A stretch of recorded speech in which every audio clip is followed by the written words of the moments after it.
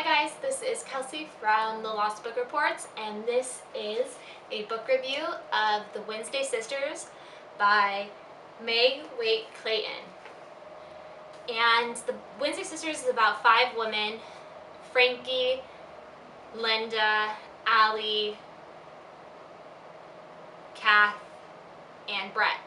And each of these women have like their own kind of, their own personal lives, their own skeletons in their closet, and they live in the mid-60s all the way to mid-70s Palo Alto, California.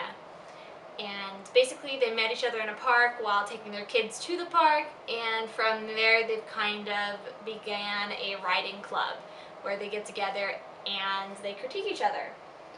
So what's great about the Wednesday Sisters though is that it's not like a plot-driven book really. There's not any, it's not really page-turning. There isn't a set plot with a climax and so on and so forth. It's just kind of a lifestyle story. You follow these lives of these women, you learn their secrets, you get invested in what's going on in their personal lives, as well as their friendship. And I really enjoyed it. I especially enjoyed it though because A, it was set in Palo Alto, California, which is 20 minutes away from where I grew up. So I'm very familiar with the area, and it was easy to picture for me and enjoy even more. The book is a feel-good book in a lot of ways. It just kind of surrounds you and makes you happy. That's how I felt happy. Even though there are sad moments, I felt very happy while reading it. And then the other thing is that since it is set in the 60s/70s, when there's this, the women, the burning bras and the fighting for our rights, it's interesting to see these women and how they adapt to that. How inwardly, yes, they feel like they deserve these rights and they feel like they should be independent women, but at the same time, they're raised in an area where they, are the homemakers and they take care of their children and they don't go to school. So it's interesting to see the things they say and do that reflect that era, and I enjoy it. And it's also interesting because it's written, the way it's written is by Frankie, one of the main character, and she's talking about the past. So she's writing this almost as a memoir type situation, and she reflects on the things she said, and she goes, well, we know now that, and these days, or I'm ashamed that I said that.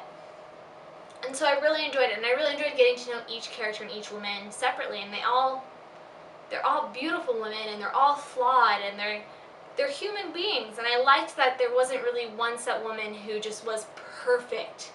And I also liked though that it wasn't like everybody had a tragedy, and it didn't necessarily define who they were, although it gave them their quirks and their personalities.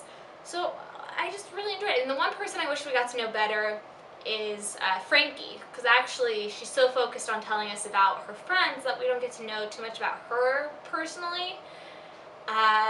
So I'm kind of curious if in the sequel, which is The Wednesday Daughters, if we'll get to know more about Frankie or how that will go. I definitely recommend this book. It's a great book for book clubs. It's a great book just to read on a rainy day or whatever, just to make you feel good. The ending feels a little weak. I kind of would have liked a bigger ending or just a more final ending, but at the same time, that's not life, we don't have till we die, but in general we don't have a final ending. So where it ended, it makes sense with how the story is written. So yeah, overall I'm very happy and impressed with the Wednesday Sisters, and think it is a great read, and I do recommend it. It's definitely a hidden gem favorite of mine for sure.